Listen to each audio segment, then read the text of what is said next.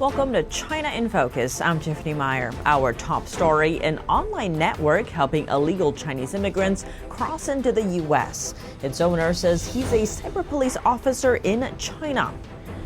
Chinese AI taking the image of a Ukrainian student and creating a fake persona of a Russian woman. And the deepfake figure is spreading Chinese regime-backed talking points.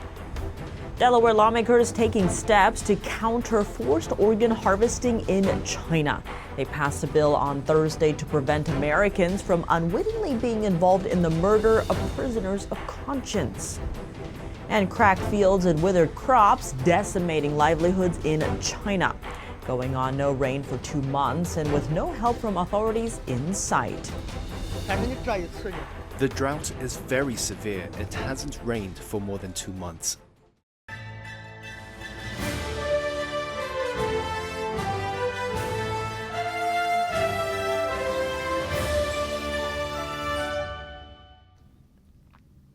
From finding gaps in the U.S. border wall to how to prepare to apply for asylum inside the U.S., an online network is helping Chinese immigrants cross into the U.S. illegally is coming to light.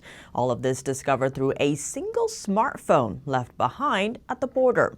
NTD's Juliet Song has the details. A Telegram group chat that contributes to the border crisis. It gives detailed instructions on how to cross the southern border and scripts for what to say when applying for asylum. Its owner claims to be a cyber police officer in China. Philip Lenzicki is an investigative reporter at the Daily Caller. He broke the story. And it also acts as a hub for documents detailing specific Chinese illegal immigration paths to the United States. It also contains documents that show as many as 15 border wall crossing points into the U.S., 12 of which are in California. It started when he got a tip from a San Diego resident who lives about 50 miles to the east of San Diego near Jacumba Hot Springs. And he found a Chinese illegal immigrant's cell phone that had been discarded on the U.S. side of the border.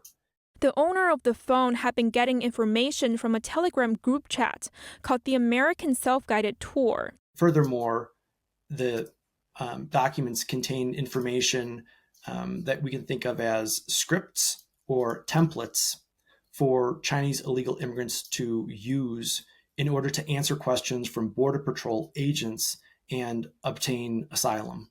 The discovery comes as illegal Chinese migrants continue to flood the southern border. 8 months into fiscal year 2024, over 30,000 had crossed into the southern border, exceeding the total from last year. That's according to CBP data. A large number of them are military-age adult men, raising concerns among some U.S. officials that they could engage in espionage activities for Beijing. Back to the Telegram chat, its owner, Jack W., claims to be a cyber police officer in China. NTD can't independently confirm Jack W.'s identity. It's unclear if he's backed by the Chinese state, though he does appear to toe the Communist Party line. He bans and censors accounts that express opinions contrary to the Chinese Communist Party. After the Daily Caller article came out, someone posted it in the group chat. The owner then pinned a message banning future political discussions. Juliet Song, NTD News. AI cloning the image of a college student to create a Chinese social media campaign. A University of Pennsylvania student from Ukraine discovered an unwelcome surprise after starting a YouTube channel. Her image was used by Chinese AI to create a fake persona of a Russian woman, spreading content that favors the Chinese Communist regime. Take a look. Around 1 month after I started my YouTube channel, I started receiving messages from people saying that they see me online speaking Mandarin and they think it's not me and someone is stealing my identity. Ukrainian student Olga Loyek was looking to create an audience on the internet. But not like this. The 21-year-old says her image has been taken and spun through artificial intelligence to create alter egos on Chinese social media platforms. This is just one of Loyek's digital doppelgangers, who appears to be a Russian woman called Natasha. She's fluent in Chinese and wants to thank China for its support of Russia. I saw that this is literally like my face speaking Mandarin, and on the background I'm seeing Kremlin and Moscow, and I'm like talking about things like how great Russia and China are, and I'm also like, my clone is advertising different Russian products. The fake accounts with Loyek's image have hundreds of thousands of followers in China, far more than Loyek herself. They've also sold tens of thousands of dollars in products.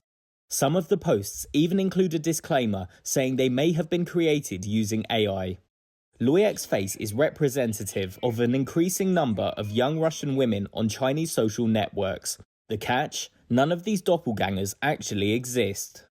Experts say they are AI generated, using clips of real women found online, often without their knowledge. The avatars, like Loyek's, express their love of China and say they want to support Russia at war by selling products from their homeland. China and Russia are good neighbors. China-Russia friendship lasts forever. And then she proceeds to advertise her Russian candies, and you can actually go here and you can buy the candies that she's advertising. Experts say the videos using the fake avatars often pitch products to single Chinese men. If the clone is portrayed as a Russian woman, she would talk about things like, I really want to find a Chinese husband, and I really want to go to China and live there for the rest of my life and have a family there because like this country is so great. So a lot of propagandist motives I was seeing there. Jim Chai is the CEO of XMOV, a company that develops advanced AI technology, but not involved in Loyek's predicament. He says the technology that creates such deepfakes is very common in China. For example, to produce my own 2D digital human, I just need to shoot a 30-minute video of myself, and then after finishing that, I rework the video. Of course, it looks very real, and of course, if you change the language, the only thing you have to adjust is the lip sync. Actually, the only technology used here in AIGC is lip sync. Loyek's story sheds light on the risks of the potentially illegal or unethical applications of artificial intelligence. The use of deepfake technology has intensified concerns about how AI could add to misinformation, fake news, and copyright issues. In January, China issued draft guidelines for standardizing the AI industry, proposing to form more than 50 national and industry-wide standards for AI by 2026.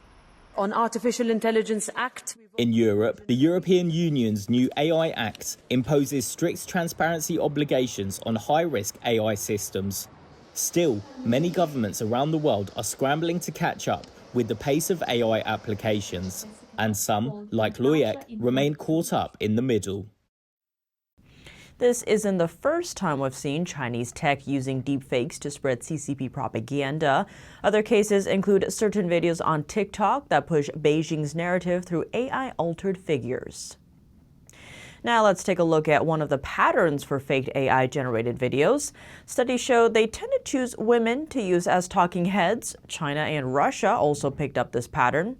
Why women? Because data shows people are more likely to click on the videos and tend to listen to them for a longer time. The fake accounts that posed as women got more engagement, more eyeballs, and had more influence than bots that pretended to be male.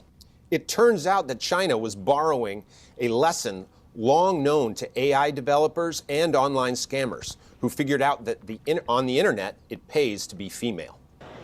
Researchers who have studied this phenomenon say that viewers are more likely to see women as warm and approachable, and that they're more likely to interpret these kinds of fake accounts as made by real humans.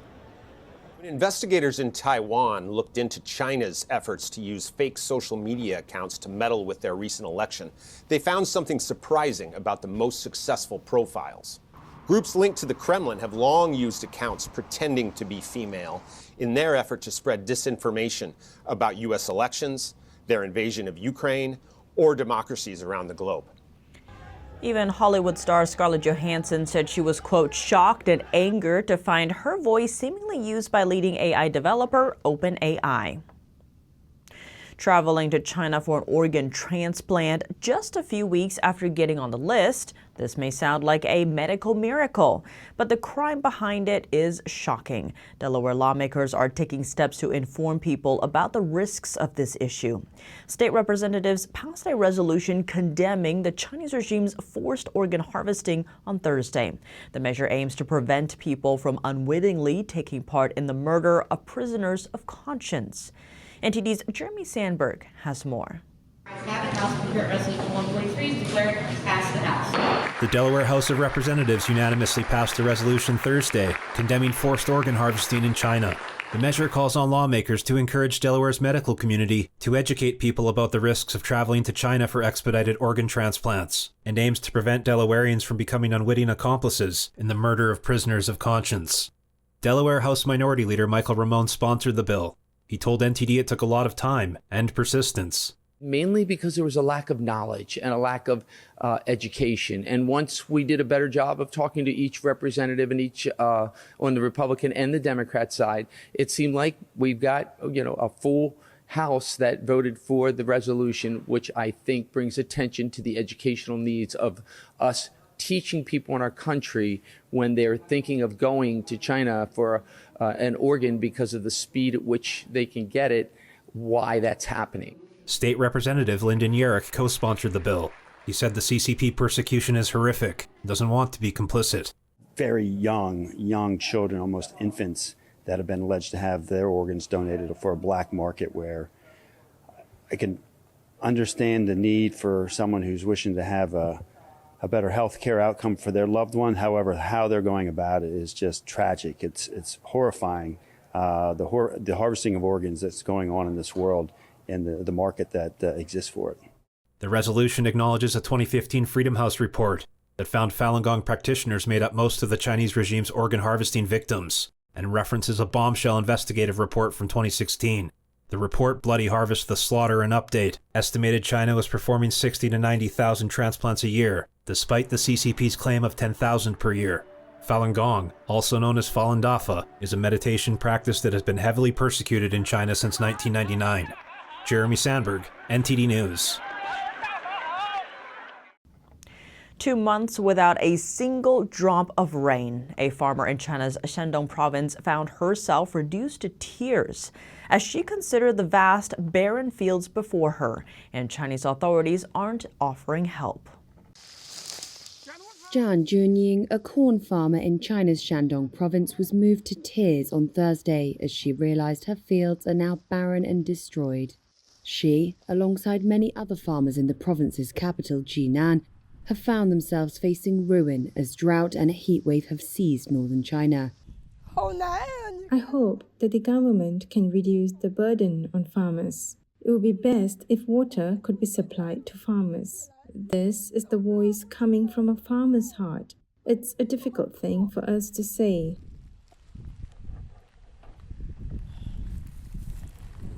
Weeks of scarce rainfall and blistering heat have wrung this part of China dry. Shandong among them, a major agricultural province with over 7 million acres of corn planted this season alone, according to local media. Despite repairing wells and switching up planting schedules, some farmers feel helpless in the face of the crisis, including Wan Tuiping. The drought is very severe. It hasn't rained for more than 2 months. There was no water in the river. I can only mix pesticide with tap water. On Wednesday, the authorities in Shandong issued a heat alert, warning temperatures could reach up to nearly 40 degrees.